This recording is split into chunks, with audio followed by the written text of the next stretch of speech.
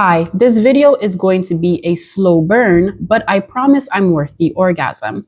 My reoccurring theme on my page is to prove to you that Haiti's biggest problem has always been white domination and the never-ending theme of Western and European powers to control Haiti. In my last video, you learned that Haiti's Jewish Arab migration wasn't random. It was a deal facilitated by Washington, which resulted in us having the Bigios, the Boulos, the Mevs, the Akas, and other elitist families that we have in Haiti today.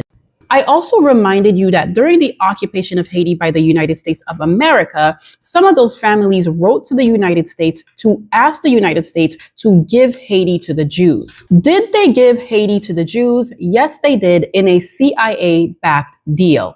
And now we have light-skinned elitist families who carry out destruction in Haiti right before our eyes. Now, a suspected CIA operative was Michelle Bennett.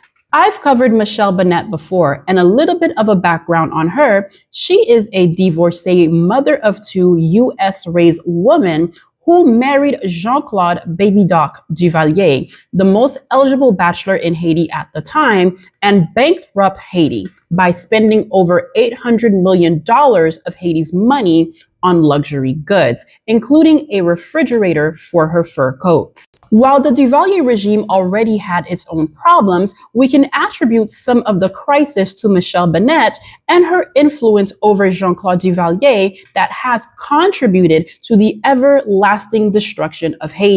With the catastrophic disgrace and fall of the Duvalier regime, we have a vacuum of power that must be filled, and thus a bloody competition of who is going to be in charge begins. One notable leader that rises to the top is Jean-Bertrand Aristide, and because Aristide is anti-elitist, a coup was staged. He was replaced by a military junta led by Raoul Cedras, Toto Constant, and many others. In this video, I bring you to my point of who funded this coup. In my last video, I presented the evidence that Gilbert Bigio and André Apaïd Sr. funded the coup. In this video, we are going to delve deeper into this rabbit hole. I'm going to be reading from archive.org, and I will not be summarizing because it is just that good. Emmanuel Constant, the leader of Haiti's FRAP hit squad, is a protege of US intelligence. Interviews with Constant with US officials who have worked directly with him confirmed that Constant recently worked for the CIA and that US intelligence helped him launch the organization that became FRAP.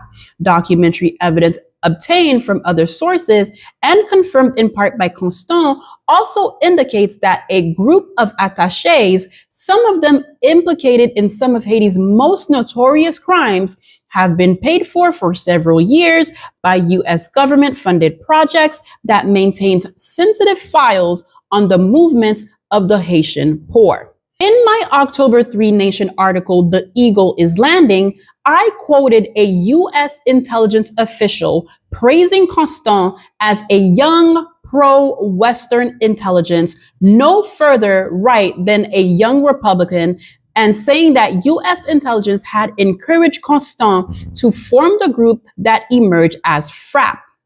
Reached at his home on the night of September 26, Constant confirmed that the US official's account. He said that his first US handler was Colonel Patrick Collins, the US Defense Intelligence Agency attaché in Haiti, whom he described as a very good friend of mine.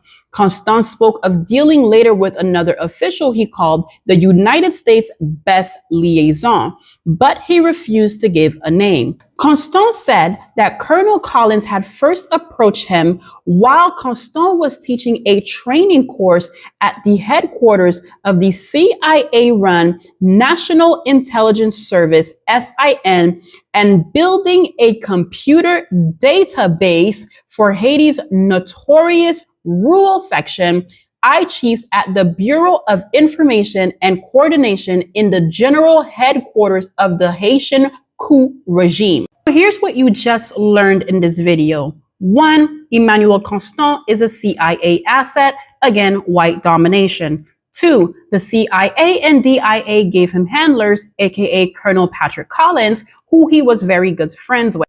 meaning the US had a direct relationship with Patrick Collins. Number 3 being that FRAP is part of US strategy to the point where Emmanuel Toto Constant helped build a computerized database to keep track of poor Haitians who might revolt against the military regime that was in place at the time, led by Raoul Cedras, who was in part funded by Gilbert Biggio and André Apaid Sr. And number 4 being, you learned that US money funded the terror, meaning Washington's money was directly paying the people who were terrorizing the Haitians on the ground. Like, share, repost, and follow for part 2 because it gets deeper.